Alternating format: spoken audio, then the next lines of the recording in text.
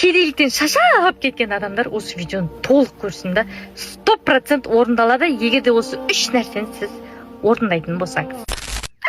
Қыздар, бір күшті нәрсе айтайын деп тұрмын да, әрбір мұсылман осыны орындасыншы. Жаңа естіп бір қуанып қалдым да, кәдімгідей қолымызда жатыр екен ғой, берекенің барлығы қолымызда жатыр екен ғой. Біз просто соны біле бермейміз да. Бір күні пайғамбарымыз саллаллаху алейхи вассаламның алдына бір бәдәуи келеді ғой. Сөйтеді да, мен қатты кедейліктен шаршап кеттім. Сіз де кедейліктен шаршап кеттіңіз бе? Онда осы видеоны толық тыңдаңыз да. Және достарыңызға таратыңыз. Пайғамбарымыз саллаллаху алейхи вассалам айтады, кедейліктен қатты шаршадың ба? Онда дейді, осы 3 нәрсені орында дейді ғой.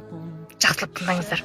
Әрбір даладан келіп, көшеден келіп, үйге кірген сайын есікті ашқан кезінде ассаламу алейкум ва рахматуллахи ва баракатух. Үйде адам бар болса да, жоқ болса да сәлем беріп кір дейді. Екіншісі, маған салауат айт дейді. Аллахума салли аля сайдина Мұхаммад. Салауаттың қайсысын айтсаңыз өзіңіз білесіз. Дауысыңызды шығарып айтсаңыз болады.